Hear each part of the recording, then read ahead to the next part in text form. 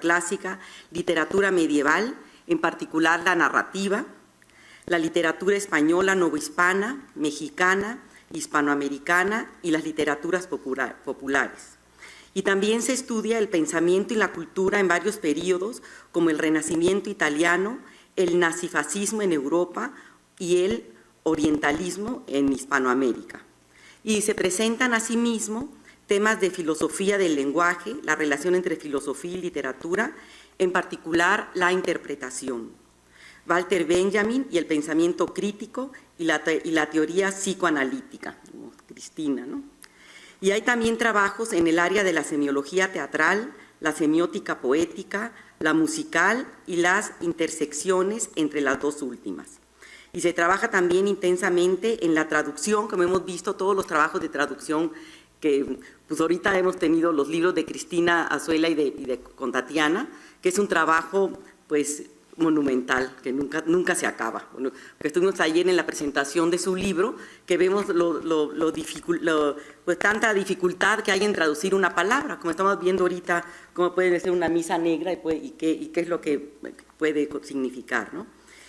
La traducción y en la reflexión sobre esta, así como en el rescate y edición de textos novohispanos. Finalmente, se presentan proyectos sobre la pragmática, análisis del discurso y argumentación, y eso es lo que nosotros decimos en Poética, eso es lo que nos da, que somos muy particular, es nuestra fuerza y nuestra debilidad además, ¿no? Porque sabemos de todo realmente, ¿no? De esta manera puede decirse que las investigaciones abordan los estudios literarios, la filosofía y el pensamiento crítico, la teoría literaria, la semiótica y la semiología, la lingüística, la retórica, la historia de las ideas y la historia de las mentalidades. Entonces, vamos a ver esta mesa, las diferentes interpretaciones, y vamos a iniciar con Jessica Locke, que, bueno, ella es doctora en literatura hispánica por el Colegio de México, es especialista en literatura novohispana y en la edición de manuscritos poéticos novohispanos.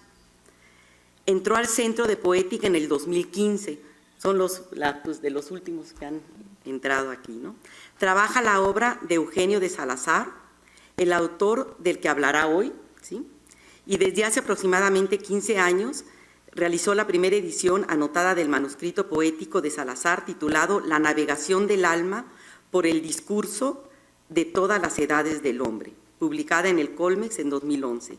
Y actualmente está preparando la primera edición de un certamen poético novohispano del siglo XVII, celebrado en homenaje a la canonización de San Pedro Nolasco. Entonces,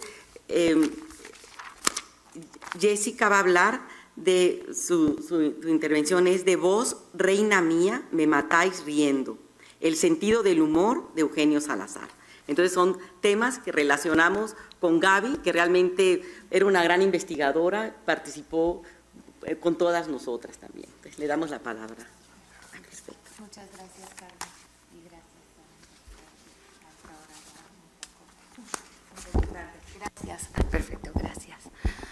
Eugenio de Salazar, quien nació en Madrid hacia 1530 y falleció en la misma ciudad en 1602, es considerado hoy en día como uno de los poetas novohispanos más importantes del siglo XVI. Esto es porque la mayor parte de su obra, la cual es sumamente abundante, la escribió aquí de este lado del Atlántico durante los casi 20 años que radicó en la Ciudad de México, ejerciendo diferentes cargos administrativos y puestos jurídicos en servicio al rey de España. Su lugar en el primer siglo de las letras novohispanas es en realidad indiscutible. Su obra más significativa es su Silva de Poesía, un manuscrito de 533 folios que abarca toda una vida de labor literaria. Mientras que la mayoría de los textos ahí incluidos no llevan fecha, alguna que otra sí, y muchos fueron escritos para eventos históricos específicos y así se pueden fechar. De este modo, sabemos que el manuscrito fue compuesto a lo largo de aproximadamente 4 décadas. De esta Silva de Poesía, lo primero en darse a la imprenta fueron las 5 cartas en prosa que constituyen la cuarta y última parte del manuscrito. Su poesía tardó mucho más en darse a conocer. Fue precisamente gracias a la doctora Gaby Nava, a quien rendimos homenaje aquí en esta mesa, quien me alentó a volver al estudio de las cartas de Salazar después de más de 10 años de no haberlas leído. Para el ciclo de conferencias que ella organizó, Riendo entre siglos, la función de la risa en la literatura de distintas épocas, en relación con su proyecto PAPIME, elaboración de material de apoyo y fomento a la enseñanza de la literatura del siglo de oro, decidí yo revisitar estas cartas que sobresalen precisamente por su carácter jocoso. Para Emilio Carilla, cito, son realce principal de Salazar sus cartas en prosa que suelen citarse como primer título de su bibliografía por el donaire y agudeza satírica que campea en ellas. Son textos sumamente burlescos que nos motivan a risa. Ahorita vamos a ver solo un par de ejemplos, pues hoy también quiero hablar de la risa en la poesía de Salazar. Pero quienes quieran conocer más a fondo las cartas jocosas de Salazar, con mucho gusto les proporciono los datos necesarios para poderlas consultar, incluso ahora ya están completas en línea. Ok, entonces para darles un ejemplo del sabor de las cartas jocosas de Salazar, citaré primero de la llamada Carta de la Milicia y después de la Carta de la Mar. Algunas partes de lo que leeré ahora formaron parte precisamente de mi ponencia para el ciclo de conferencias que organizó Gaby. En la Carta de la Milicia, Salazar describe la milicia de una isla, específicamente Tenerife en las Islas Canarias. Con tono burlesco, describe a los capitanes de infantería y a los alféreces de estas capitanías. Cito, capitanes de infantería hay 15 o 20, a los cuales algunos soldados no llaman capitanes, sino capitales enemigos, porque les hacen pelear sin sueldo con las cepas de sus viñas al tiempo de la cava y poda, en lo cual trabajan y sudan harto más que si peleasen con crueles contrarios. Pues los alféreces de estas capitanías, para plegar y desplegar las banderas, arbolarlas, ponerlas sobre el hombro izquierdo con gran bizarría, entregarlas al viento que se las tienda y haga tremolar y campear y escondérselas cuando convenga, defenderlas hasta la muerte, perder las vidas de los cuerpos antes que las banderas de las manos, bien hay entre ellos quien lo haga, y mayormente ahora que las banderas están todo nuevamente lucidas y renovadas como sambientos, lo cual no era en años pasados porque estaban muy rotas y maltratadas de largas guerras que con los ratones habían tenido. Fin de cita. Aquí Salazar crea una metáfora para las labores que realizan los alféreces en el cuidado de las banderas. Es como si estuvieran peleando sin sueldo con las cepas de sus viñas, la cava y poda, dando así a entender que su cuidado de las banderas militares parece tan laborioso como las etapas de la cava y poda en la cosecha de uvas para hacer vino. Así se burla Salazar de la excesividad de estos cuidados en los cuales trabajan y sudan harto más que si peleasen con crueles contrarios. Sigue con el tema de esta exageración que demuestran los soldados respeto a las banderas al decir que están dispuestos a defenderlas hasta la muerte, perder la vida de los cuerpos antes que las banderas de las manos. Nuestro autor también se vale de la disociación y la analogía para burlarse de la milicia de esta isla. Por ejemplo, explica en el pasaje que acabo de citar que las banderas todas estaban nuevamente lucidas y renovadas como sambientos, sambiento la insignia de la Santa Inquisición y por ende un símbolo de deshonor, vergüenza y infamia. Definitivamente no es lo que esperaríamos leer como punto de comparación para las banderas militares de Tenerife. La segunda disociación ocurre al final de la oración. Las banderas estaban muy rotas y maltratadas de largas guerras que con los ratones habían tenido. Suponemos que las banderas militares deberían estar rotas o maltratadas por guerras, sí, pero no las que habían tenido con ratones. Se insinúa, pues, que las banderas de la milicia de esta isla no se habían expuesto a verdaderos peligros vía los que se podrían romper o maltratar, sino solo al peligro de los ratones, probablemente por haber estado sin uso, guardadas en algún lugar donde estuviesen expuestas a los maltratos de los roedores. La siguiente carta que voy a comentar es la Carta de la Mar, probablemente la más conocida de las 5 cartas de la Silva de Poesía, y describe el viaje que hizo Salazar con su familia desde Tenerife a Santo Domingo para tomar el cargo de oidor de la audiencia. Además de aportar información valiosa acerca del viaje en alta mar en el siglo XVI, también nos da muy claramente a entender que no hubiéramos querido hacer ese viaje en esas condiciones que tuvieron que soportar él y su familia. Describe, por ejemplo, cómo era comer en el navío en el que hicieron su viaje transatlántico. No voy a citar ese ejemplo, pues es muy escatológico el humor de Salazar ahí, pero si alguien lo quiere ver después, se lo enseño con mucho gusto. Pero bueno, en esta carta, después de detallar humorísticamente todos los aspectos desagradables hasta asquerosos del viaje en alta mar, hace unos chistes ya más ligeros, más divertidos sobre su aprendizaje del lenguaje marino durante el transcurso de su viaje. Dice, cito, harto es que haya yo aprovechado tanto en esta lengua marina en 40 días como el estudiante de Loeches en 4 años que estudió la lengua latina en la Universidad de Alcalá de Henares, que, yendo a iniciarse u ordenarse de primera tonsura, le preguntó al arzobispo de Toledo, esto es una cita dentro de la cita, ¿qué quiere decir Dominus vobiscum? Y él respondió construyendo la oración, do, yo doy, minus, menos, vobiscum, a los bobos. Así hago yo, dijo el arzobispo, idos a estudiar, que cuando hayáis bien acabado de aprender la gramática que ignoráis, se os iniciará la corona que pedís. Y sigue sobre el tema de su propio uso personal del lenguaje náutico, cito de otra parte de la carta. Dice, no es de maravillar que yo sepa algo en esta lengua porque me he procurado ejercitar mucho en ella, tanto que en todo lo que hablo se me va ya la mía. Y así, si pido una servilleta, digo, da acá el panol. Si quiero comer o cenar en forma, digo, pon la mesana. Cuando algún marinero trastorna mucho el jarro, digo, oh, ¿cómo achicáis? Cuando otro tira un cuesco, que pasa muchas veces, digo, ah, de popa. Así que ya no es en mi mano dejar de hablar esta lengua, dice Salazar. Ahora, me parece que con estos ejemplos se puede tener una idea del sentido de humor que emplea Salazar en estas cartas en prosa.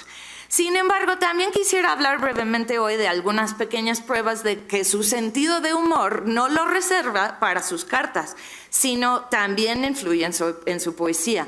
Agradezco de nuevo a Gaby porque aunque lo que sigue no forma parte de lo que escribí para su proyecto, fue a raíz de su enfoque en la risa en la literatura del periodo áureo y en mi nuevo acercamiento al sentido de humor en las cartas de Salazar, lo que me inspiró a considerar después la comicidad que hay también en otras obras de Salazar, sobre todo en la primera parte de la Silva de Poesía dedicada a su esposa Catalina Carrillo. Quiero enfocarme en particular en 2 series poéticas que ahí se incluyen. Primero, sus 15 sonetos al cuerpo y facciones de Catalina. De hecho, el título de esta ponencia fue tomada del soneto a la risa de Catalina. Vos, reina mía, me matáis riendo. Esto es del soneto a la risa de Catalina. Pero aquí voy a citar, no de ese, sino de otros 2 sonetos, su soneto a las narices de Catalina y a la barba de Catalina. A las narices, leo, a las narices. En la alta torre del mayor tesoro de hermosura y gracias más enteras que de alabastro tiene las aceras y es capitel vistoso de fino oro, hago un paréntesis, hasta aquí puede parecer un desarrollo bastante típico del modelo petrarquista del retrato femenino, tradición tan espléndidamente enriquecida por poetas tanto peninsulares como novohispanos de la época de Salazar. Pero sigue, y aquí es donde podemos ver lo que para mí me parece que es lo cómico. Ahí les va el resto de este soneto. Amor, amigo de causarnos lloro, obró con arte y gala 2 troneras, por 2 sus flechas tira más certeras como garrochas del tablado al toro. De ahí amor y su madre están mirando, y contra corazones libertados muestran su ira y fuerzas soberanas. El que los ojos tiene levantados, cierto tema, el bajarlos suspirando, si los alzare a tales 2 ventanas. Ahí termina el soneto.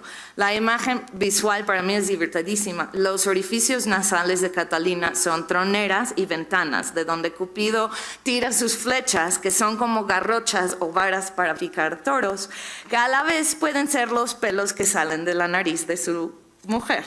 Y de ahí Cupido y Venus miran, siguiendo con la referencia al toro, muestran su ira y fuerzas soberanas, como hacen los toros y a veces los seres humanos al soplar o echar vapor de la nariz.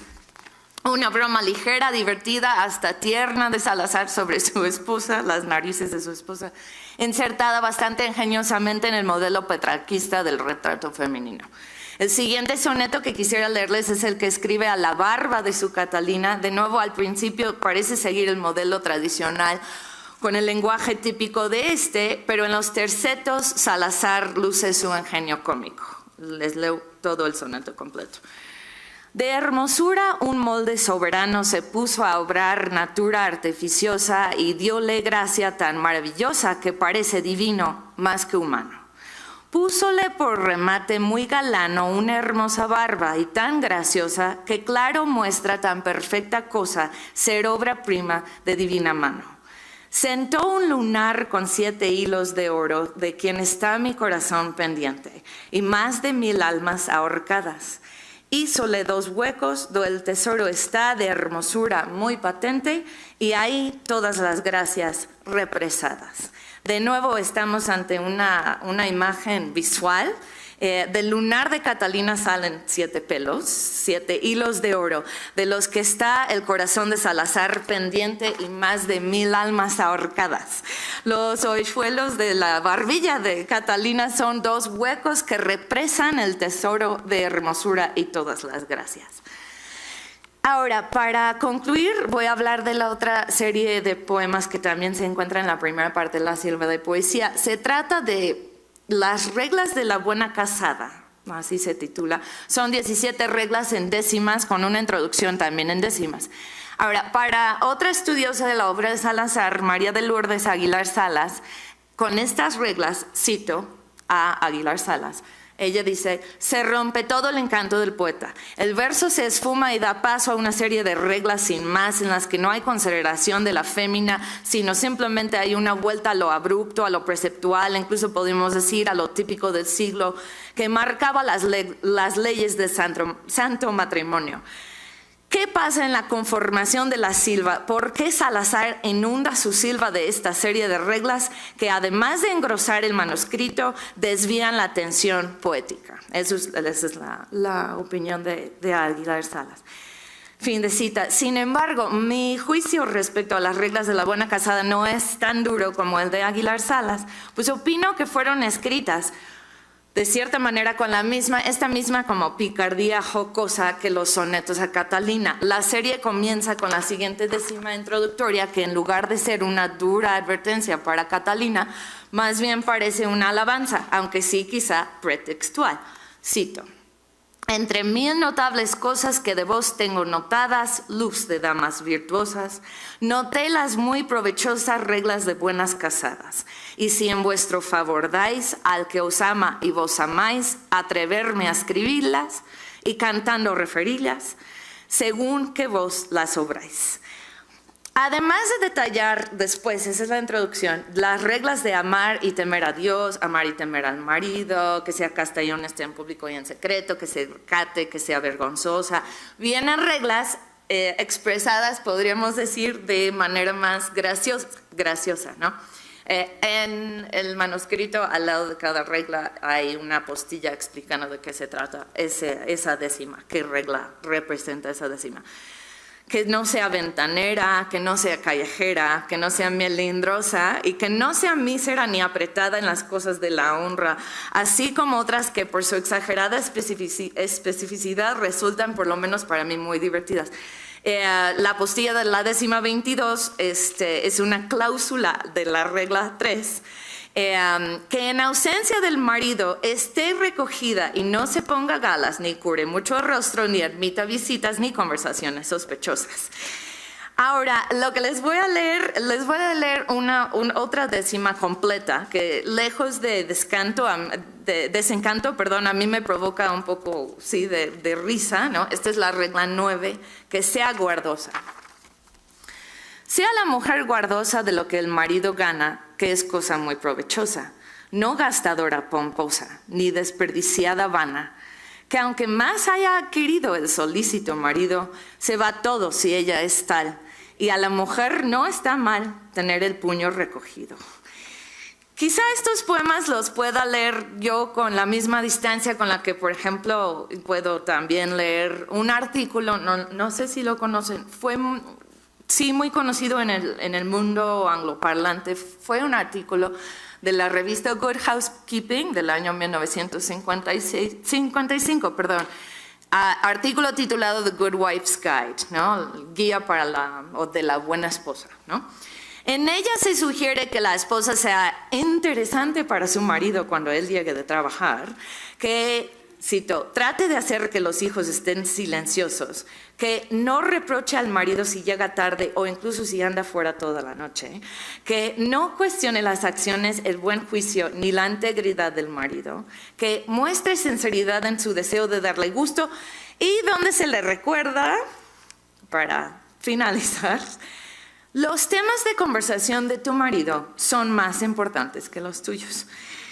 Claro, tanto este artículo como las décimas de Salazar en cierta medida pueden reflejar, así como sugiere Aguilar Salas, normas y expectativas sociales de sus respectivas épocas. Aunque yo me atrevo a pensar que las décimas de Salazar se escribieron incluso con mucho mayor sentido de humor que el artículo de Good Housekeeping, dado que, como es obvio tanto en la prosa como en la poesía de Eugenio de Salazar, a él definitivamente le gustaba reír y hacer reír.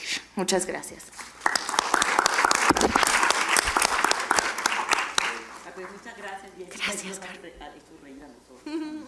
Que no nos leíste algunas, pero ya las veremos después. Pues vamos a seguir un poco en orden cronológico, como están las comunicaciones. Y continuamos con la doctora Tatiana Bubnova. Ella, bueno, es licenciada en Filología Romance, con especialización de literatura hispánica en la Universidad de San Petersburgo, Leningrado, en Rusia, con la tesis Dos novelas sobre la selva, La vorágine, de José Eustacio Rivera, y Los pasos perdidos, de Alejo Carpentier. Y después doctora por el Colegio de México, con la tesis El retrato de la lozana andaluza, de Francisco Delicado, a la luz de las teorías de Bakhtin. Es investigadora del Seminario de Poética desde 1979, también fue coordinadora del mismo, y ella ha impartido las asignaturas de Teoría Literaria e Introducción al Pensamiento de Bakhtin en el posgrado de la Facultad de Filosofía y Letras de la UNAM, y además de haber impartido numerosos cursos y conferencias sobre teoría literaria, literatura española, literatura comparada en diferentes universidades de México, Estados Unidos, Argentina, Colombia y Brasil.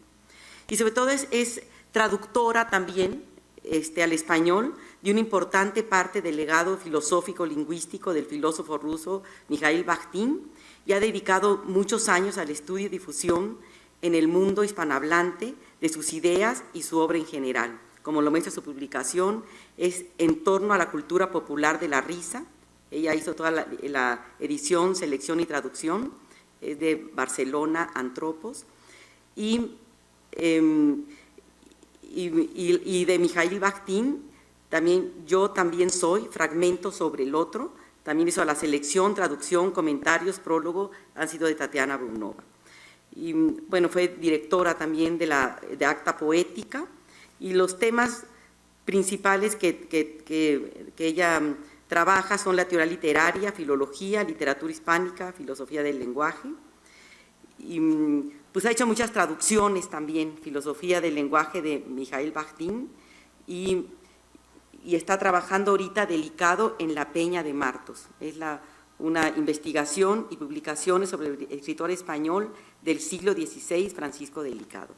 Y Tatiana nos va a hablar de Unamuno, Tolstói y Dostoyevsky. Le damos la palabra. Gracias.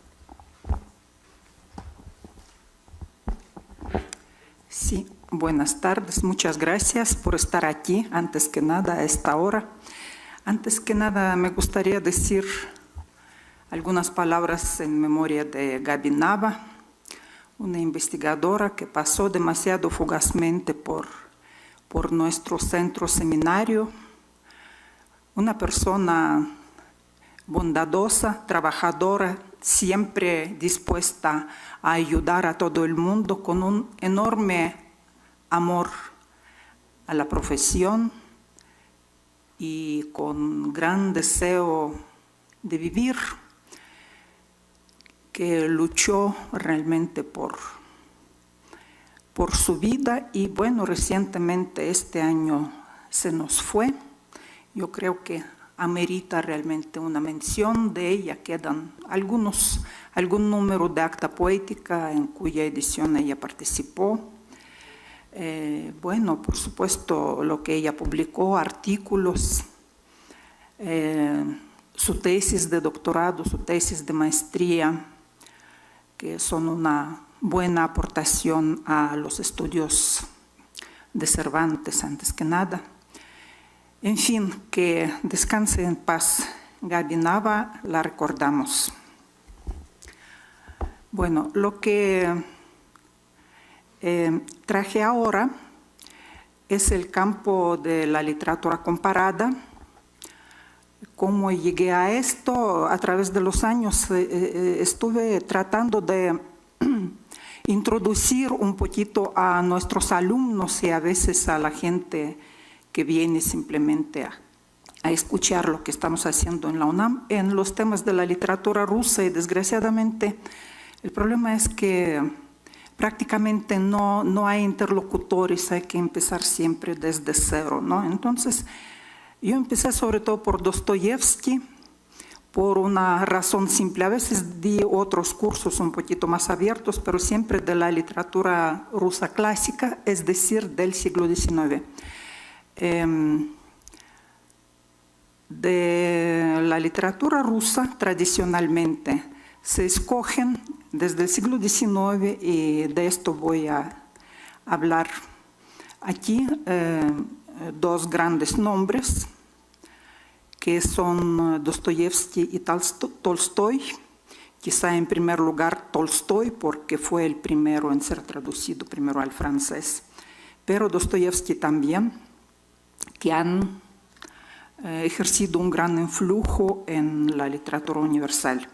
Bueno, ahora que de la cultura rusa tradicional y del prestigio que ella de alguna manera irradiaba, queda muy poco y se usa, fíjense que este escrito, primero yo lo iba a intitular Unamuno lee a Dostoyevsky, y finalmente quedé en Unamuno lee a Dostoyevsky. Dostoyevsky es un apelativo irónico, digamos, a este par de nombres que como un emblema han quedado en la cultura universal. Evidentemente, sin ironía ya no se puede realmente mirar a este camino recorrido de alguna manera. En realidad yo quería insistir en Dostoyevsky, pero tendría que leer un libro entero acerca de los antecedentes. Entonces ya vi que no se podía evitar una de las partes de este nombre. ¿Por qué Unamuno? Porque en algún momento me han solicitado un escrito sobre el influjo de la literatura rusa sobre las letras hispánicas. Y de alguna manera Unamuno me parece que se erige en una figura muy significativa, aunque nos olvidamos ya bastante realmente de él. Me estoy explicando ya empezando a leer.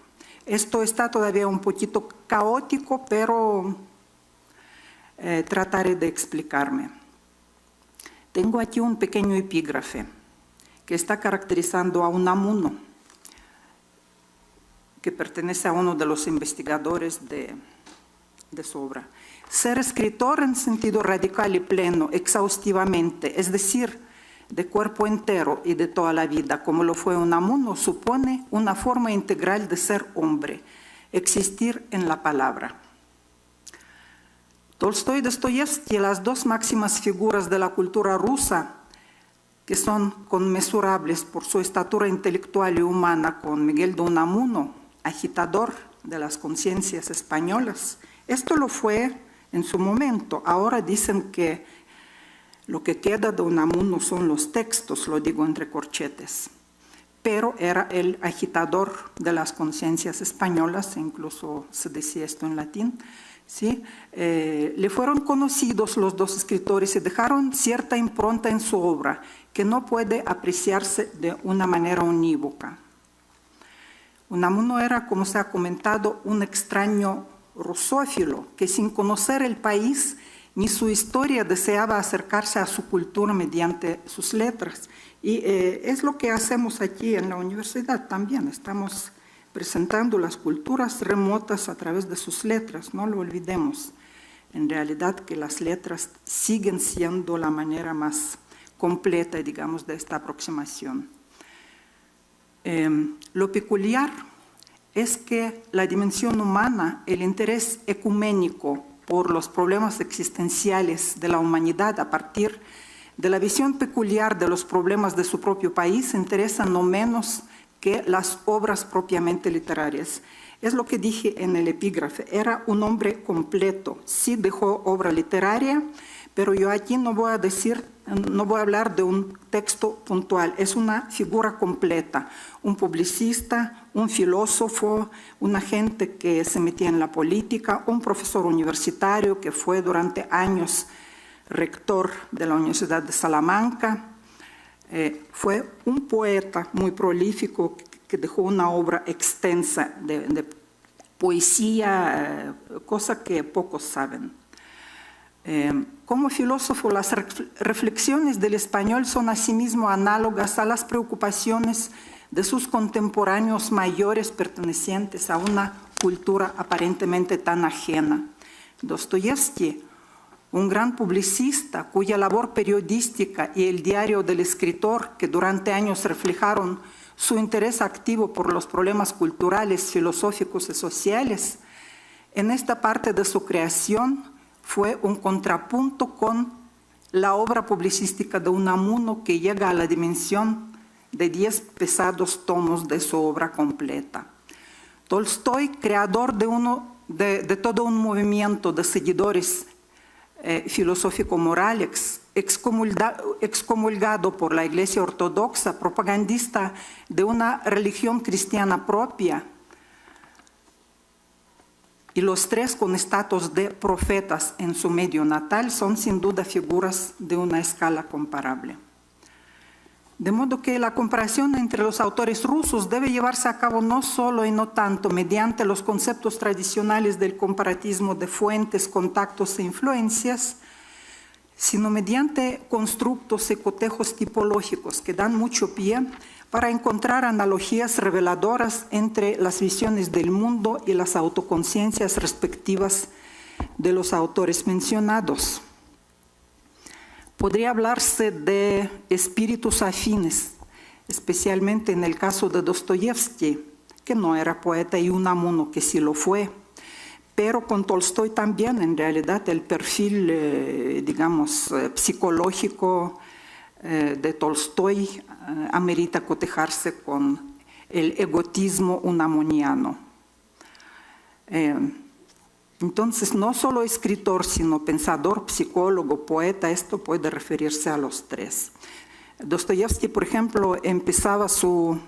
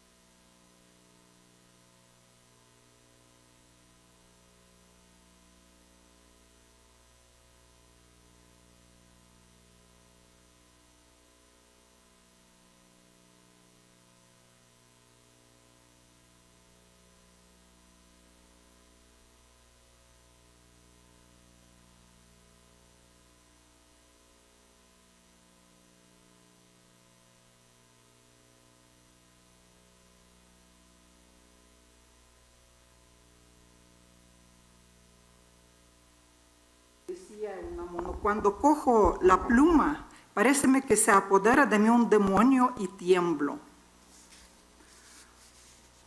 Se trata de la vocación de escritor como respuesta a una llamada. Evidentemente es una concepción como romántica de la obra literaria y de la obra de pensamiento. Dostoyevsky también tiene sus raíces en el romanticismo, por ejemplo en Schiller. En cuanto a Tolstoy, se subraya mucho el origen de su pensamiento y sus puntos de vista en Rousseau, por ejemplo. En cierta forma, a Dostoyevsky se puede referir como a una variante rusa de energúmeno. Al menos en cierta crítica norteamericana encontré una caracterización parecida del autor de Crimen y Castigo. Hay un cierto paralelismo entre el espíritu del 98 español y el nacionalismo ruso de Tolstoy y Dostoyevsky proyectado hacia generaciones futuras. El 98, les recuerdo, pues es el momento llamado la catástrofe española, cuando el espíritu, digamos, nacionalista decae muy bajo después de la pérdida de las últimas colonias frente a los Estados Unidos y el atraso, digamos, tanto económico como espiritual que la generación del 98 ve en comparación con los movimientos de Europa. Llama a la vida toda una serie de autores, entre los cuales el líder reconocido que quedó en la historia es Unamuno.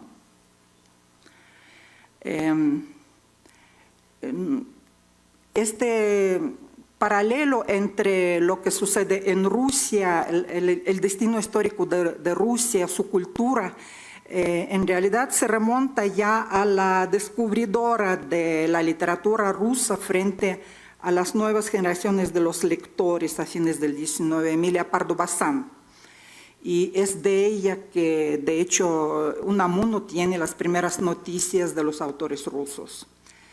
La imagen de Rusia aparece dispersa a través de muchos de los escritos de Unamuno. Él ve a Rusia subspecie literatura, desde el punto de vista de la literatura. La supuesta originalidad de un destino histórico, la negación de ver en Europa un parangón inevitable para medir el estado de un avance cultural después del clamor europeizante del 98, da por resultado la obra nacionalista de Unamuno, que contiene elementos de autocrítica también.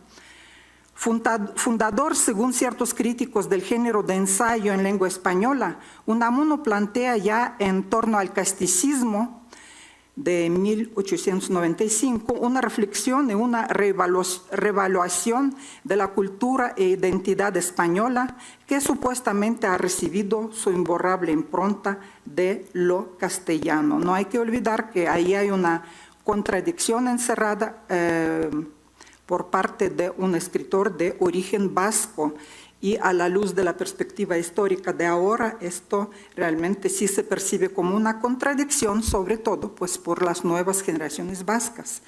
Unamuno ha sido profeta, yo estoy saltando muchas cosas. Lo mismo que, por ejemplo, Dostoyevsky, muchas de sus predicciones no se han cumplido.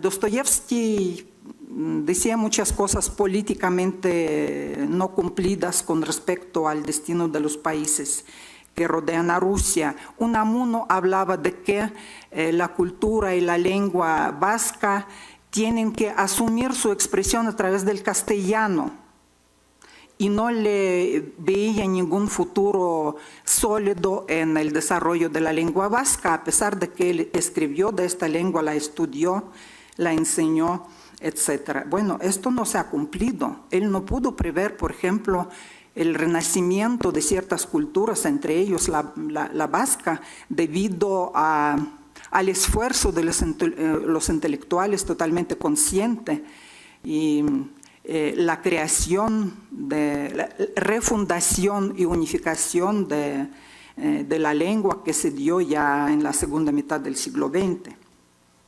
Pero para él la esencia de lo hispánico pues sería lo castellano. Unamuno tenía una personalidad que algunos definen como histriónica y que hace un interesante paralelo también con Dostoyevsky, que tuvo una gran presencia después de un destino tan aparatosamente desastroso, porque pasó por el presidio, pasó por una ejecución, de hecho, ¿no? Fue condenado a la muerte y el indulto llegó ya en la última instancia cuando sus compañeros y él estaban frente ya al pelotón de fusilamiento. Y después todo esto terminó en trabajos forzados y después fue degradado y estuvo de soldado en Siberia, etc. Pero el espíritu sobrevivió, etc. Bueno, adquirió gracias a su obra, a su actuación periodística y política, un perfil también, si quieren, histriónico. A la muerte de Unamuno, Ortega y Gasset, que en cierta forma se irritaba bastante por estas características de Unamuno, Ortega escribiría que Unamuno pertenecía a la última generación de intelectuales que, a modo de Bernard Shaw, creían que, aquí se cita a Ortega directamente, creían que la humanidad existe sin más elevado fin que servir de público a sus gracias de juglar, a sus áreas y a sus polémicas.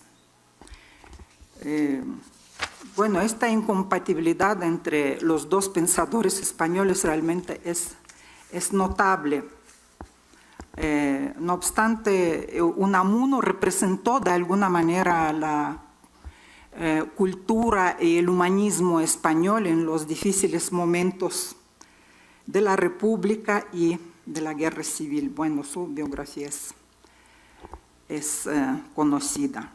Bueno, voy a plantear solamente 2 puntos de convergencia para lo que me alcanza el tiempo aquí, de convergencia entre la obra de Unamuno y de Dostoyevsky en este caso. En primer lugar estaba Tolstoy, antes que nada. En 1897 Unamuno publica su primera novela, que se llama Paz en la guerra, de una manera muy transparente, sobre la última guerra carlista, lo cual evidentemente acusa su interés por el gran escritor ruso, no solo mediante el título, sino que bajo un examen atento acusa la presencia de un implícito diálogo con Tolstoy debido a inversiones y paralelismos en los personajes, motivos y conceptos. El mismo concepto acerca del desarrollo de la historia que elabora Unamuno en esta época, paralelamente a la elaboración de la novela, el concepto de intrahistoria. De alguna manera se relaciona también con el planteamiento de la historia en Guerra y Paz de Tolstoy. Esto ha sido trabajado de una manera bastante intensa. Pero en Unamuno se articula a modo de una réplica en el diálogo con Tolstoy y evidentemente no es una copia. El punto de partida para la comparación fue la imagen metafórica, digamos, del mar, acerca de la vida de la intrahistoria, digamos, la historia del pueblo que no está desarrollada por las grandes personalidades, por los Napoleones, por los grandes jefes militares, sino que está vivida por el pueblo que de alguna manera pertenece a una cultura que básicamente es inamovible en el tiempo y es igual a sí misma. A mí me llama la atención que unos decenios después del ensayo en torno al casticismo, donde aparece el concepto de intrahistoria, Américo Castro otro gran historiador español, elabora una teoría acerca de un desarrollo dinámico de la cultura española, sobre sus características no homogéneas y sobre la participación en su desarrollo de tres culturas, tres etnias, bueno, las ideas acerca de la participación de los cristianos, moros y judíos. España en su historia, cristianos, moros y judíos. El conservador Unamuno de alguna manera se adhiere a esta visión transhistórica de la cultura española eterna, cuyo representante, digamos, más destacado, por supuesto, es Don Quijote, y como él lo caracteriza, digamos, a través de diferentes obras. Esto empalma un poco con las visiones de Dostoyevsky. Aquí voy a dejar a Tolstoy y voy a pasar rápidamente a Dostoyevsky, si no voy a comer todo el tiempo.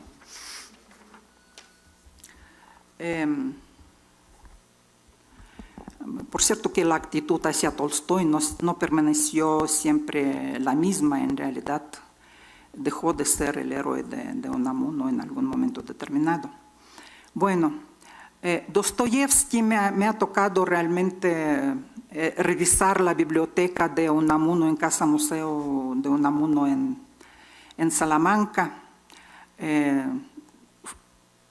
Resultó ser Unamuno un lector muy atento y asiduo de la obra de Dostoyevsky.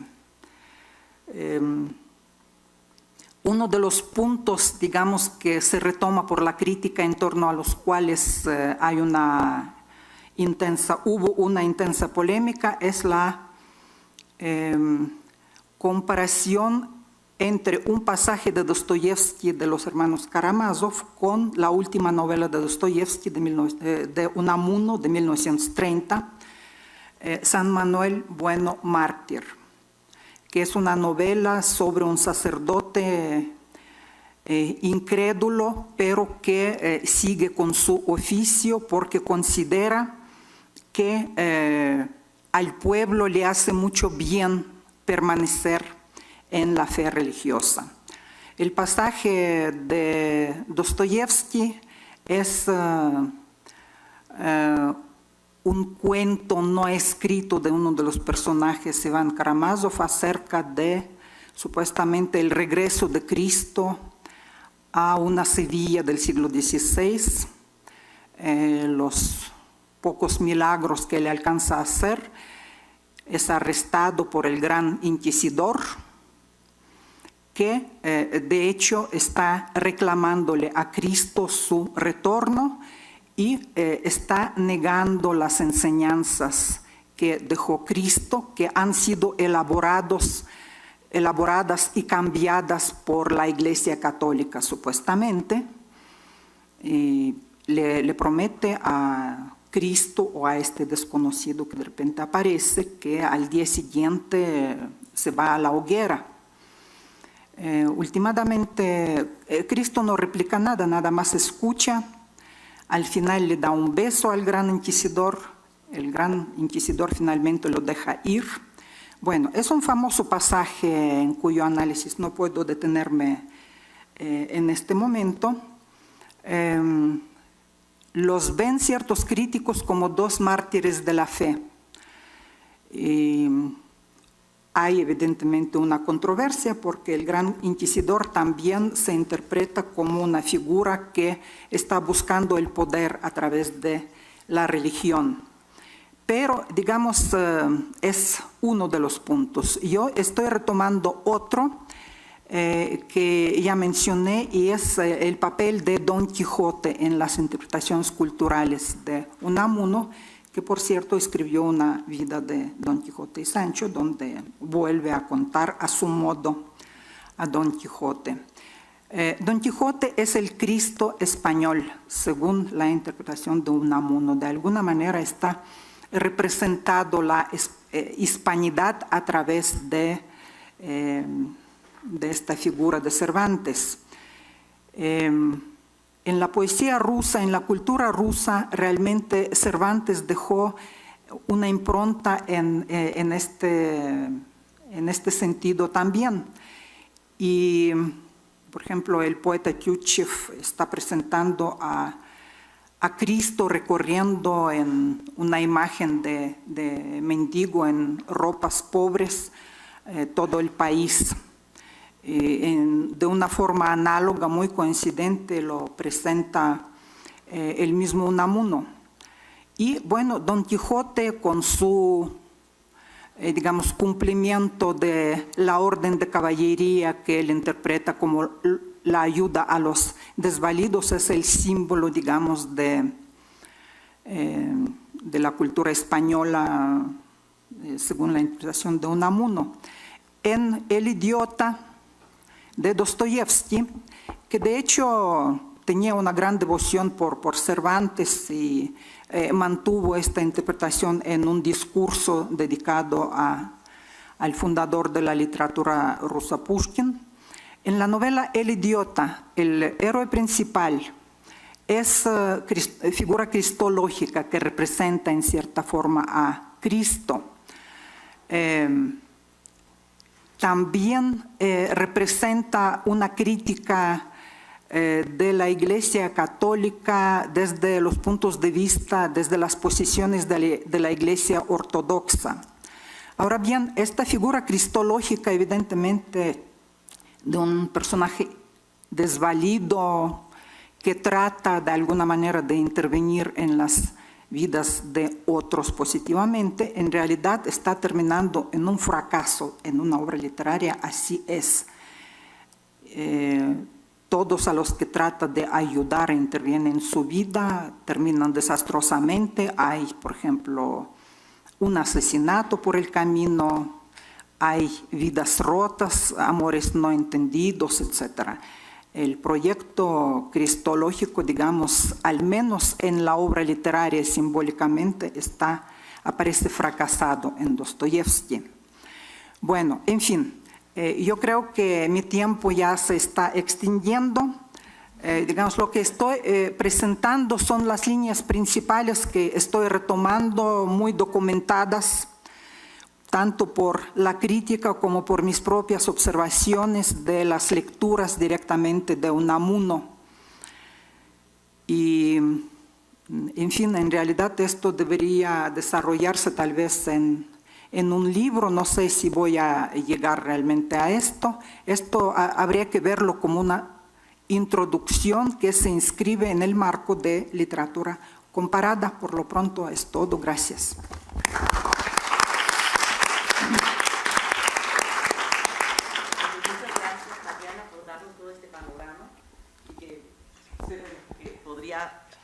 Quedarse aquí 2 horas más platicándonos sobre todo esto.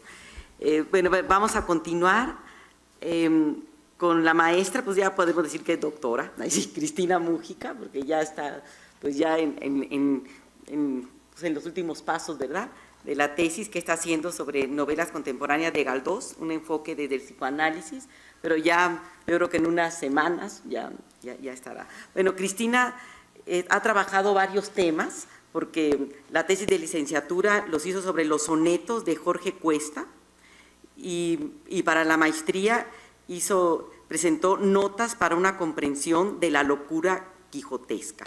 Y en ambos trabajos pues ha salido muy bien también, ¿no? Es investigadora del Instituto de Filológica desde 1990 y dentro de las líneas de investigación tiene esta aplicación de las disciplinas semiológicas en distintas épocas literarias y pues se ha dedicado mucho al Quijote, pero ahora nos va a hablar de otro tema. Son Los días terrenales de José Revueltas, una novela en umbral. Le damos la palabra a Cristina.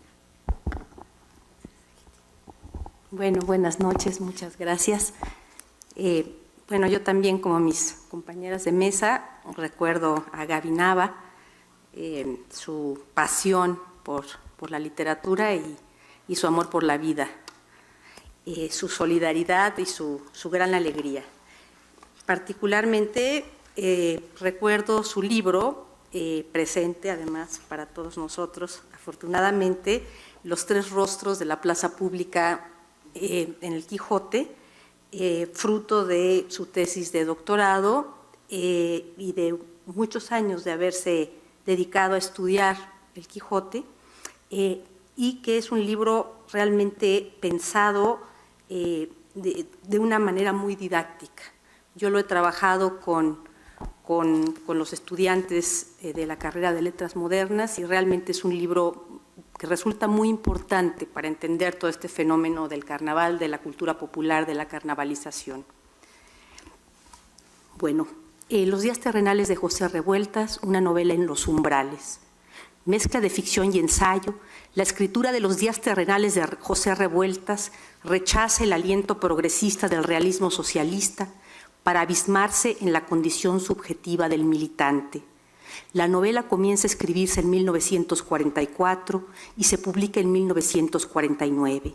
Revueltas la retira de circulación en 1950 ante las críticas de camaradas como Pablo Neruda, quien encuentra en esta un misticismo destructor que conduce a la nada y a la muerte. Con la rabia del inquisidor, Enrique Ramírez y Ramírez la tacha de existencialista y decadente.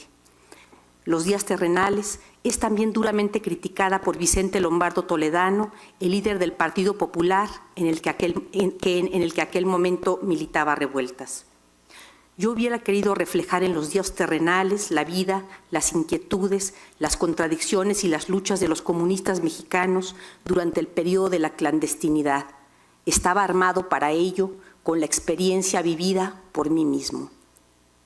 La escritura creativa, afirma Edith Negrín, fue para él una vertiente más de su quehacer militante y, a pesar suyo, y a diferencia de su ensayismo histórico o político, una expresión de sus más íntimos sueños y deseos que a veces se contraponían a tal quehacer. Si bien el personaje es un efecto de sentido, construido con estrategias discursivas o narrativas, remite ciertamente a la acción específicamente humana. Los personajes revueltianos están montados en la experiencia de la subjetividad constituida por la imposición del lenguaje.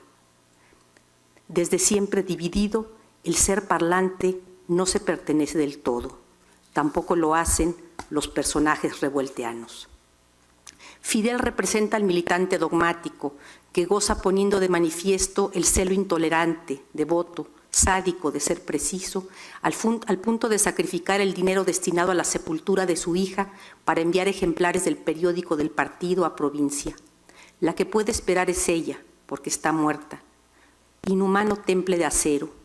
Como la dirigencia del Partido Comunista, Fidel, el fariseo, es capaz de someter los hechos a una inexpugnable prefiguración de la verdad con la que adquieren un valor ajeno al de sí mismos y resultan, según la hábilmente amañada relación que se les da en un sentido u otro, buenos o malos. Al decir de un militante, en el comité central no razonaban sino a través del compacto tejido de fórmulas en que estaban envueltos. La novela se construye en el contrapunto de dos voces, la de Fidel y la de Gregorio, que contienden hasta que el primero conduce al último a la muerte. Gregorio le reprocha a Fidel ceñirse a una imagen concluida e ideal del hombre. El hombre en el que usted cree y por el cual lucha sin descanso no es otra cosa que un hombre aún no comprobado por la experiencia, sino apenas un hombre construido en el laboratorio con la ayuda de no sé qué probetas, matraces y astrolabios filosóficos, sociológicos y demás.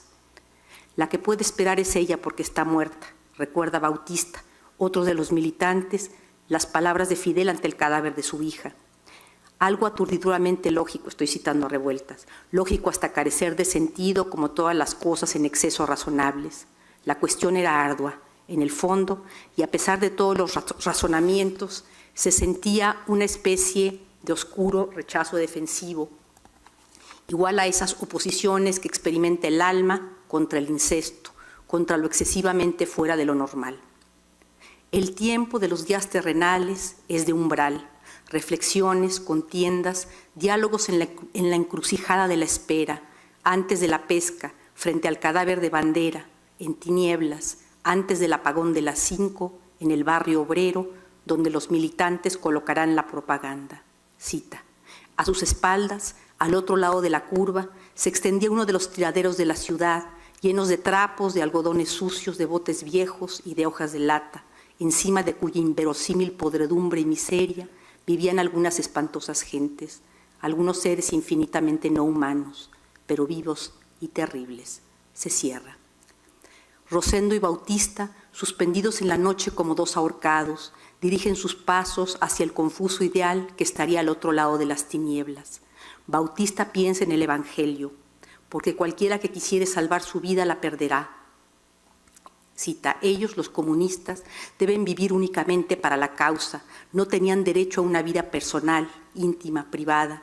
Pero ¿hasta qué punto podría ser eso posible?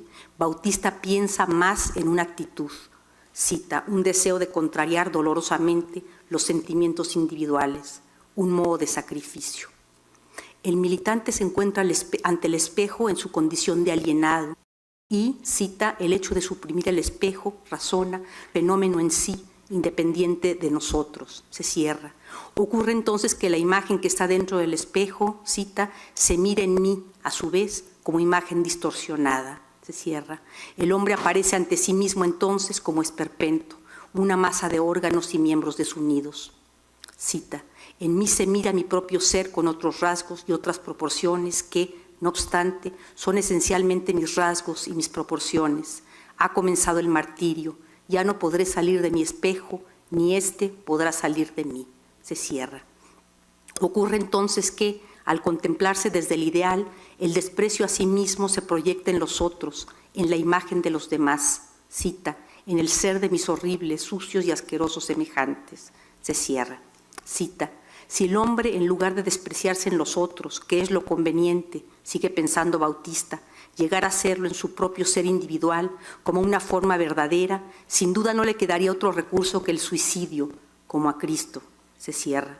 El hombre que se abisma en sí mismo asiste a la falta en ser, a la fragmentación, al infierno de la pasión, a la impotencia, a los turbios deseos de posesión y de celos. Revueltas, afirma Roberto Escudero en una entrevista, retrata mejor los personajes deformes del lumpen que a la clase obrera. En la escena en el Consejo de los Desocupados en Puebla, las víctimas de la crisis del capitalismo internacional de 1929 aparecen como un proletariado en proceso de lumpenproletarización.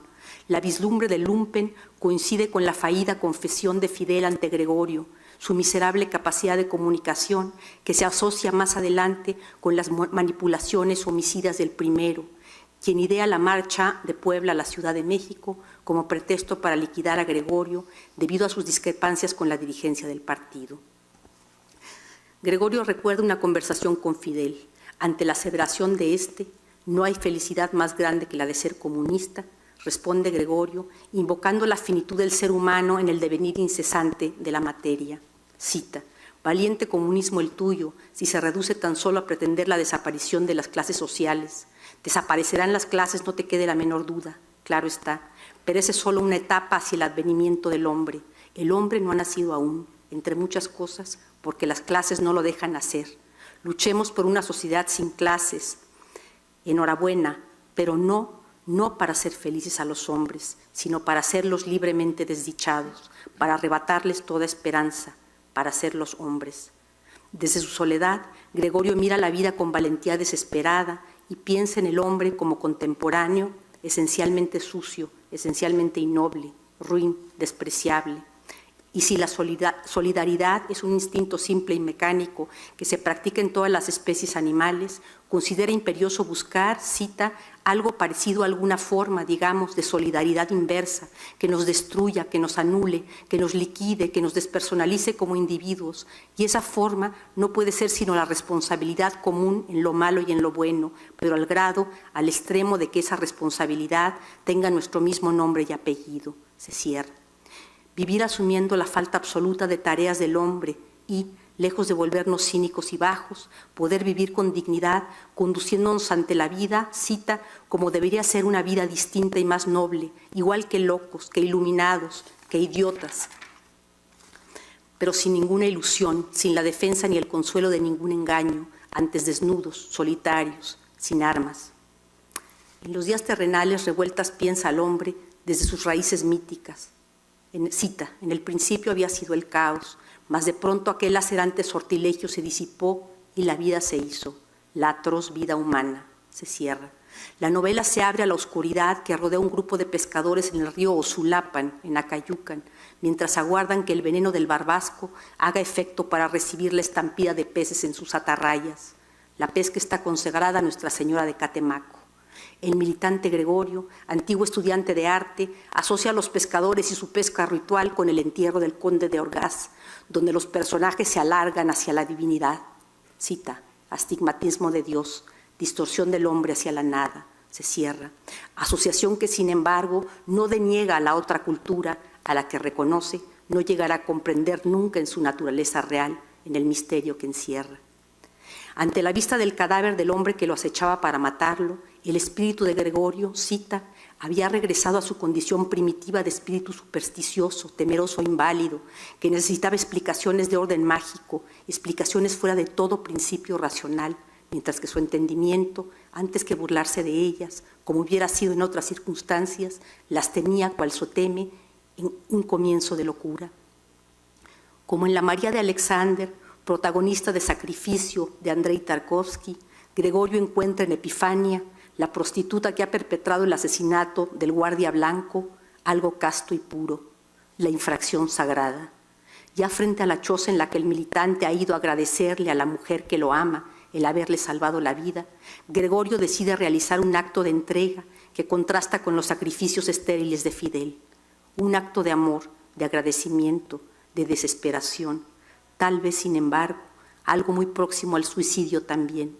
Con ese contagio consciente y deliberado, Gregorio se limpiaba, hacía un sacrificio de su sexo, un acto afirmativo de renuncia, con el cual reintegraba a su ser la noción de pureza, de aislamiento, de soledad esenciales que le servirían para adquirir el indicio, experimentando en cabeza propia acerca del destino de sus semejantes, pues si él era capaz de desprenderse de uno de sus bienes supremos inalienables, así se trate de la salud, del amor a una mujer u cosa semejante, el hecho en sí mismo no importaba, que son tan queridos por uno y gracias a ello precisamente pueden llegar a convertirse en el obstáculo supremo en igual medida que nos impedirá resistir la verdadera desesperanza, la verdadera soledad a que debe aspirar el hombre. Entonces esto indicaba que otros hombres, otros seres humanos como él y el ser humano en general, podrían consumar también en el orden de cosas que fuese los desprendimientos absolutos, las renuncias absolutas que harían del hombre el ser humano por excelencia, el ser más orgulloso, doloroso y desesperadamente consciente de la humanidad. Quizás hay más, una identificación con el objeto caído, con el resto, una inmersión en lo irrepresentable. Cita, la mujer palpitaba bajo sus brazos y él sobre ella, un solo cuerpo ambos, uno dentro del otro. Era una cesación, exactamente una cesación de nada, una negrura informulable, una voluntad hacia el ser, hacia el existir, pero también hacia el no ser. Y adelante, un acto sexual ante la preformación del sexo, antes de tenerla, sagrada, sagradamente un acto sexual, el primer pie sobre la tierra, todo volvía a ese punto de origen, a esa puerta cuyo dintel es la frontera entre la vida y la muerte, y al propio tiempo la muerte y la vida misma. Ocurrió con Epifania, aquella prostituta había sido por un instante, en virtud de una cálida y misteriosa transfiguración, en el momento de poseerla, su propia madre. También en Sacrificio se produce el encuentro con María y después de este, el impulso de entregarlo todo, aún la razón, para sembrar la palabra. Marta Portal hace notar la organización circular del texto, partiendo de la referencia al caos y las tinieblas preengendradoras y cerrándolo en el acto de autoengendramiento que es el capítulo final. Y si el caos del capítulo inicial evoca mitos de origen, el del capítulo final, en el herido despertar de Gregorio, y si el caos del capítulo inicial evoca mitos de origen, el del capítulo final es el herido despertar de Gregorio en la celda de castigo. Cita, en el principio fue el caos, no el desorden, el caos simplemente, una etapa anterior a la experiencia, en donde nada ni nadie se había comprobado a sí mismo. Después, la angustia extraña y ambigua, que es el comienzo de la conciencia del yo, se cierra. Y si en el mundo de sacrificio se produce un sepultamiento del mundo, que Alexander vive como una guerra de exterminio, en el de los días terrenales, el mundo colapsa debido a la tortura y también a la traición del camarada, del comité central, del partido, ante la traición de los suyos. Ya voy a terminar. La experiencia carcelaria transforma a Gregorio en un ser dolorosamente sabio y desnudo que ha descubierto en sus torturadores un rostro fanático, extraordinario, lleno de asombro y de santo furor. Él cita: el rostro del hombre que ninguna bestia puede tener, el rostro del héroe mientras en un combate aniquila con saña a su enemigo, el rostro del aviador que deja caer una bomba sobre una ciudad abierta, el rostro del lascivo en el instante de la posesión. Se cierra.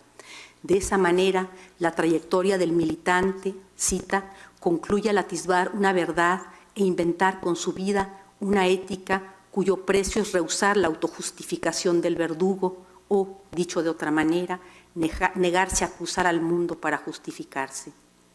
Habiéndose dado a luz en una entrega amorosa al caos en el que se confunden la vida y la muerte, infectado, contagiado por el fondo en misericordia de las cosas, acaso también, como la propia Epifania, crucificado, Gregorio concluye con la necesidad de soportar la propia verdad interna, aunque ésta sea mentira.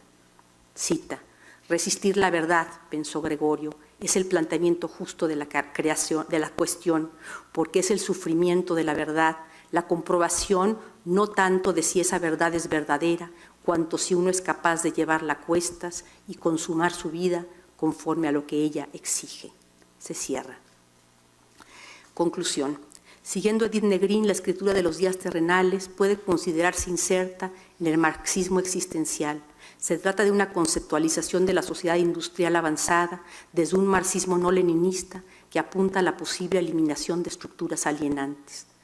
Comprende de esta manera todas las relaciones de la vida cotidiana, no solo las de producción, y asume del existencialismo el esfuerzo para captar a los seres humanos en el momento de la creación activa de su mundo y en su subjetividad.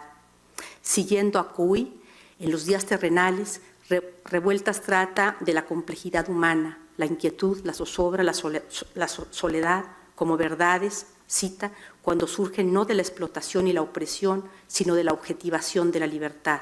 Se cierra. En el contrapunto entre la intelectualización farisea y la autenticidad, la tesis ética de la novela parecería ser que, cita, la libertad y la conciencia no se alcanzan sino a expensas del abandono de las más caras posesiones y de todas las protecciones ideológicas que fabrican los dogmatismos. La trayectoria del protagonista parte del colapso de un imaginario ante la contundencia de la muerte, de la enfermedad, del sexo, de la deshumanización, de la traición. El militante abandona toda idea preconcebida para entregarse a sus contradicciones. Cita: la vida es algo muy lleno de contradicciones, algo repugnante y miserable en multitud de aspectos, pero hay que tener el valor de vivirla como si fuera todo lo contrario. Se cierra.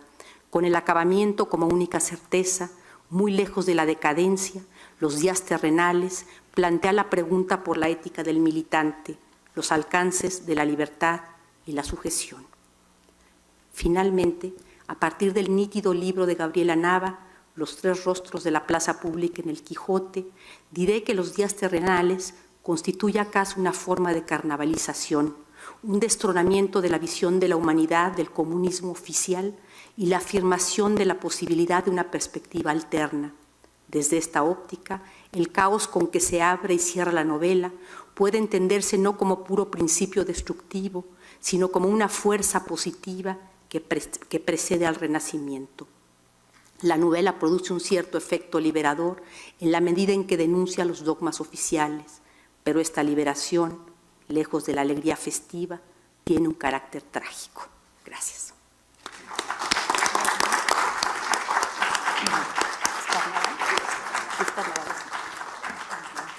Muchas gracias, Cristina, por mostrarnos otras facetas también, pero tan humana y cómo lo unes con lo carnavalesco, ¿no? Bueno, vamos al último. la última ponencia, la última intervención es de Diego Shanna. Él es investigador aquí de poética desde 2015 y es especialista en teoría narrativa, literatura y cine.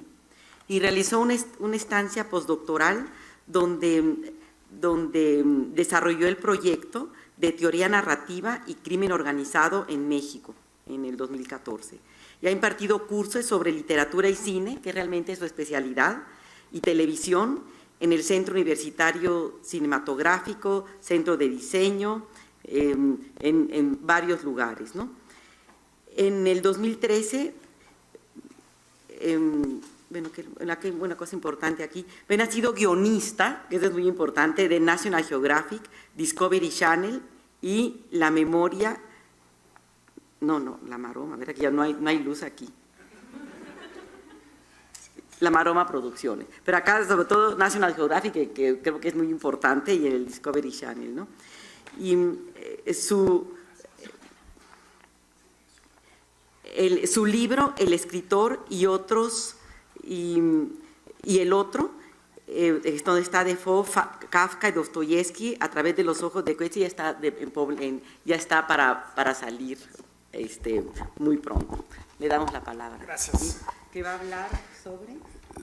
Voy a hablar una novela de Kurt Vonnegut, que se llama Sirenas de Titán. Voy a tratar de ser lo más rápido posible. Solo también unirme al homenaje a Gaby. La conocí poco, pero me impresionó la valentía para enfrentar la vida, la enfermedad, la muerte y el humor para hacerlo. La verdad, es un ejemplo que por lo menos yo tengo y tendré presente. Voy a tratar de irme rápido. Esta novela es la segunda novela de Kurt Vonnegut, ¿no?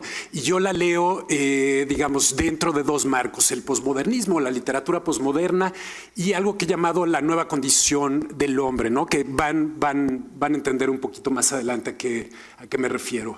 Esta es la portada, ¿no? Este es Kurt Vonnegut. Y esto es parte de un proyecto más grande, es mi proyecto de investigación, que gira en torno a esta, que es su quinta novela, que se tradujo como Matadero 5. Es la novela, digamos, que más importante de él.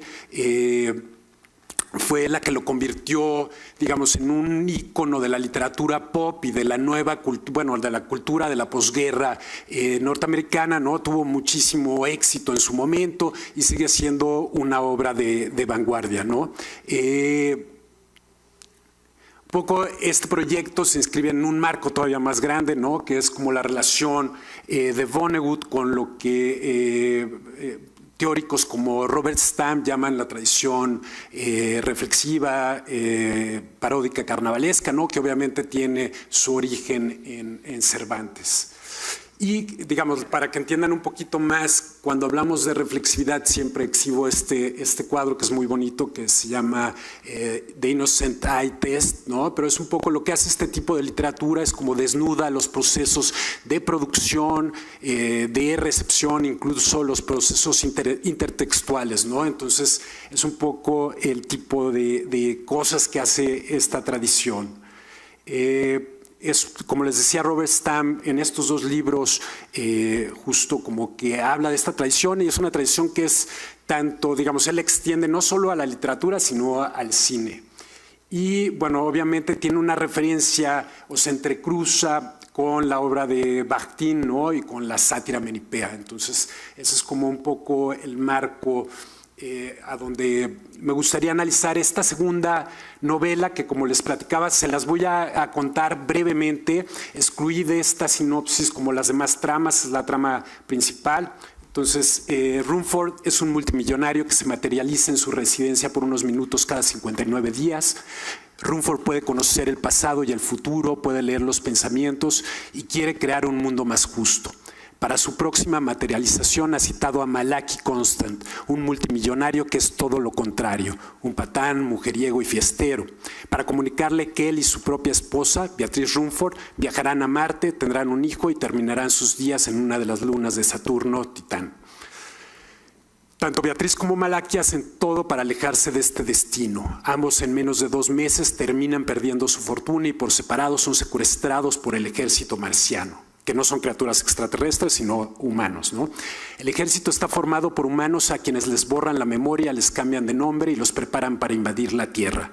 Un plan que ha orquestado Rumford sin que nadie lo sepa. En realidad se trata de un suicidio, o bueno, de una invasión, digamos, solo de fachada, ¿no? Porque de manera maquiavélica Rumford ha querido mezclar espectáculo, la voluntad de derramar la sangre ajena y la religión para provocar un cambio en la Tierra. Entre los pocos que sobreviven están Bev y Crono, ¿no? Que son la pareja, la que conocimos al principio como Beatriz y el hijo de Beatriz con Malaki, ¿no? Que aterrizan en el Amazonas y se salvan. Y mientras tanto Malaki se pierde en Mercurio y llega 3 años después al lugar profetizado por la nueva religión del Dios completamente indiferente, ¿no? Que es fundada gracias a la invasión de Marte como parte del plan de Rumford, ¿no?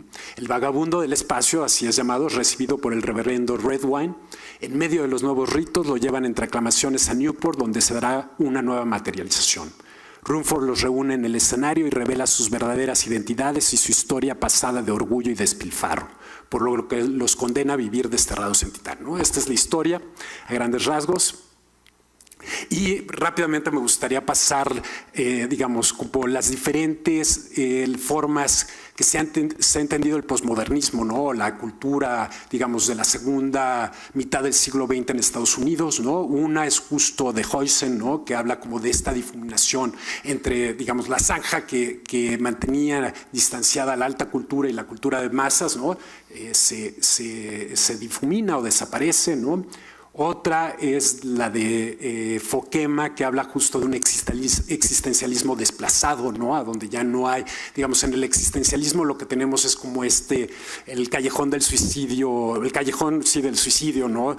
Y temas afines, ¿no? Y aquí ya como que lo que tenemos es algo más como todo es posible y todo es válido.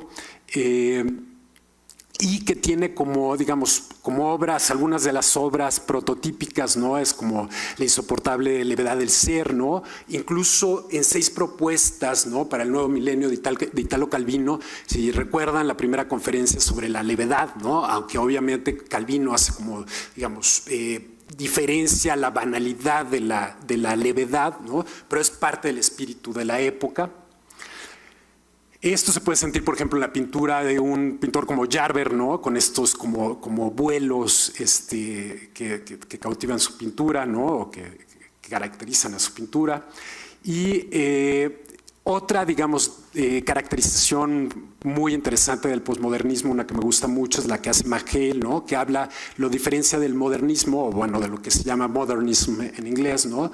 Porque dice que ¿no? Tiene, digamos, el modernism tiene un dominante epistemológico, ¿no? Son novelas donde lo importante es que hay una conciencia encarnada y estamos dentro de esa conciencia, como viendo el mundo a través de esa conciencia, y las preguntas son básicamente epistemológicas, ¿no? ¿Cómo conozco el mundo? Etcétera, etcétera, ¿no? Digamos, un ejemplo prototípico sería Virginia Woolf, ¿no? Y el posmodernismo sería, hay un cambio en el dominante, ¿no? Hacia un dominante ontológico de mundos posibles, donde las preguntas es ¿en qué mundo estoy? ¿No? ¿Qué tipos de formas de ser hay? Y que, por ejemplo, Borges sería como, digamos, caracterizaría muy bien este tipo de literatura, ¿no? Entonces, digamos, yo leo la novela de Kurt Vonnegut en este contexto, pero además como que le sumo algo más, que es justo más o menos por el mismo año en que se publicó la novela de Kurt Vonnegut, Hannah Arendt, una pensadora política, digamos, muy por todo el mundo conocida, ¿no? Publica The Human Condition, ¿no? Y por eso me refiero como a la nueva condición del hombre, ¿no? Que es publicada en 1958. El prólogo se los recomiendo mucho porque es una de las de las piezas literarias, filosóficas más hermosas. Lo resumo rápidamente aquí, ¿no? Lo que hace es, habla del lanzamiento del primer satélite fuera de la Tierra, ¿no? Y dice, en 1957 un objeto hecho por el hombre giró en torno a la Tierra en compañía de los cuerpos celestes. La reacción no fue de admiración ante nuestro poder, sino de alivio de abandonar la Tierra. La Tierra pensada, o sea, Arendt reflexiona, la tierra pensada como una cárcel. Esto es un nuevo sentimiento en la historia. La habíamos pensado como un valle de lágrimas, ¿no? Incluso habíamos pensado el cuerpo como una cárcel, pero pensar la tierra como una cárcel, ¿no? Entonces se pregunta si la emancipación de la madre tierra será el destino final de la emancipación que comenzó con la modernidad. Y de alguna manera habla, ya no voy a profundizar en esto, pero dice, digamos, igual liberarse de la Tierra, ese es el deseo detrás del satélite, se pregunta, ¿no? Liberarse de la vida es el deseo detrás de los experimentos con crear vida en tubo de ensayos, ¿no? Y por último dice, bueno, nos hemos liberado del trabajo, ¿no? El otro sueño viejo del hombre, ¿no? Pero se cumple, dice, y esto lo ve como maldición, ¿no? Cuando nuestra sociedad es solo de trabajadores, ¿no? Y no conocemos otra actividad superior que amerite este triunfo, ¿no? Entonces, en este contexto analizo la obra. Obviamente no me da tiempo aquí para meterme en el análisis. Me gustaría meterme solo con la historia marco, que es la historia que, digamos, las primeras páginas de la novela, de esta, ¿no? Que, digamos, las historias marcos son un artificio que he usado, digamos, desde siempre en la literatura, ¿no? Obviamente los ejemplos más famosos son el de Cameron, ¿no? Y también Canterbury Tales, pero justo lo interesante, y a mí me interesa, es porque de alguna manera las historias marcos son uno de los artificios que utilizan los narradores para llevar o extender o empujar los límites de la narración, ¿no? Y es algo que hace, digamos, Vonnegut, y que mucho antes hizo en la novela Cervantes, si recuerdan en sus prólogos maravillosos, a donde, sobre todo los prólogos al Quijote, ¿no? A donde extiende la ficción, digamos, la ficción empieza a contaminar esas páginas que parecen autobiográficas, ¿no? Muy cercano a algo que se verá mañana, digamos, en la conferencia de escrituras del yo, que tiene que ver con autoficción, ¿no? Pero algo muy cercano está hecho en estas páginas. Vonnegut hace algo similar en esta su quinta novela, Matadero 5, y empieza, digamos, en su segunda novela, que es la que estoy analizando, tiene una historia marco que es un poco diferente porque no es autobiográfica, ¿no? Y lo que me interesa de esta historia marco es que, como se muestra un poco esta, bueno, esta es mi hipótesis, ¿no? Esta sátira menipea, ¿no? Como una exploración de la condición humana, un manejo virtuoso del narrador, la distancia y la parodia. Entonces son 3 párrafos los que componen esta historia marco. Empieza así, ¿no? Todo el mundo sabe ahora, ¿no? Cómo conocer el sentido de la vida dentro de sí mismo, ¿no? Que obviamente empieza con palabras súper de gran aliento, ¿no? Irónicas, y que vamos a mostrar, digamos, en la segunda línea sentimos todavía más ese peso paródico, ¿no? Cuando dice, pero bueno, la humanidad no siempre fue tan feliz, ¿no? Menos de hace un siglo, los hombres y las mujeres no tenían acceso, ¿no? A esos rompecabezas dentro de ellos, ¿no? Y empieza a llamarnos la atención un poco como el tipo de vocabulario que utiliza, ¿no? Puso boxes, ¿no? Y al mismo tiempo que es una historia donde el protagonista es la humanidad, ¿no? Que ya aparece, digamos, en esta segunda línea, ¿no? Y justo como el giro irónico se vuelve más claro, ¿no? Cuando nos dice que no podían ni siquiera nombrar uno de los 53 portales del alma, ¿no? Donde ya se mezcla como este lenguaje más de la ingeniería, ¿no? Con el lenguaje religioso, ¿no? Que después justo concluye este primer, digamos, como que la introducción tiene 4 partecitas, bueno, perdón, la historia de Marco tiene 4 partecitas, con esta termina la primera partecita, que justo nos habla de estas religiones de pacotilla que se volvieron el gran negocio en ese momento, y se siente de pronto como, además de ese giro volteriano, ¿no? Esa distancia de Voltaire para ver como la historia de la humanidad desde muy lejos, ¿no? Y sigue, ¿no? Pero la humanidad, como ignorante de las verdades que yacían dentro del ser humano, buscó afuera, ¿no? Y siempre empujó afuera, ¿no? Lo que la humanidad intentaba aprender en su, digamos, en su empuje hacia afuera era quién estaba a cargo de la creación, ¿no? Y qué era la creación, de qué se trataba la creación, ¿no? Que de nuevo vemos un poco como el énfasis a través de la repetición, ¿no? Del movimiento. Si en la primera mitad tuvimos un movimiento hacia adentro, ¿no? En esta segunda vamos a tener justo un movimiento hacia afuera, ¿no? Que está remarcado por la repetición y de nuevo como palabras, o sea, el sentido de la vida con el que empezamos, creación y todo son palabras, digamos, de pues la religión, ¿no? Y la filosofía, ¿no? Y repite todavía más, ¿no? Los lanzó, digamos, tan afuera que acabó por lanzarlos afuera del espacio, ¿no? Y esta, como, digamos, la repetición todavía se enfatiza más con los adjetivos, ¿no? Colorless, tasteless, ¿no? Y weightless sea of outwardness without the end, ¿no? Entonces con eso termina y bueno, con una imagen muy bonita, una metáfora, ¿no? It flung them like stones. Entonces aquí termina, ¿no? La segunda parte y por último viene como esta que es la conclusión, ¿no? Pero la exterioridad perdió al final sus atracciones imaginarias, ¿no? Solo la interioridad quedó como, digamos, como la tierra por ser explorada, ¿no? Y de nuevo regresamos como a este lenguaje de filosofía antigua, ¿no? Y que con este sabor antiguo de latín, ¿no? Y además con el final de goodness and wisdom, ¿no? Que no nos da cuenta, o sea, como que es explícito que no es una filosofía moderna ni modernista, sino como que va a la matriz un poco de nuestra sabiduría, ¿no? Y termina justo con esto, ¿no? Que es justo una pregunta, ¿no? ¿Cómo veía la gente en los tiempos antiguos sus almas sin explorar, ¿no? Y ya nos dice, bueno, la siguiente historia, ¿no? Es justo, corresponde a esa época, ¿no? De la edad de pesadillas, que cae más o menos, ¿no? Entre la Segunda Guerra Mundial y la Tercera Gran Depresión, ¿no? Que también lo interesante es que, de nuevo, al estilo un poco de Cervantes, ¿no? Empieza a mezclar como cosas que son claramente ficción, ¿no? Como una crónica, dice, this is a true story, ¿no? De esta época, ¿no? Entonces, y ya, la novela empieza con esta simple palabra, ¿no? Que también tiene como este gesto de creación casi bíblico, ¿no? Eso es todo, muchas gracias.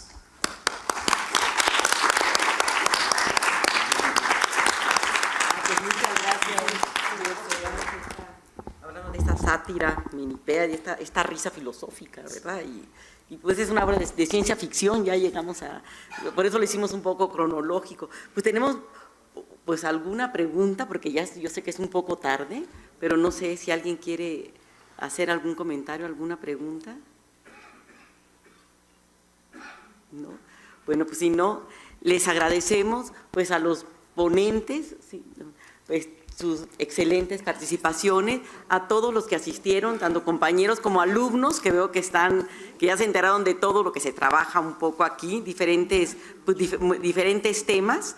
Y pues mañana empieza la primera sesión a las 10 de la mañana y les toca a los del Centro de Estudios Mayas, y se va a hablar de Izamal, tierra de prodigios, que es un lugar precioso. Izamal es un pueblo mágico, y después vienen avances, retos de desarrollo en los estudios mayas. Están todos invitados, ojalá que podamos participar, porque lo importante de estas reuniones es que se conozcan las investigaciones que se están haciendo en todos los centros, y muchas veces cómo se relacionan unos con otros, y no quedar como si nosotros estuviéramos solamente el centro de poética está aquí, hay clásicos. Yo estuve en la mañana y realmente con todo nos podemos comunicar y no sentirnos aislados como cada quien en su islita. Yo creo que eso es lo importante de esto. Y como dice Fernando, jornadas lingüísticas, que yo también, pero es que todo es lengua, como dijo Tatiana, es la lengua que es lo que nos está dando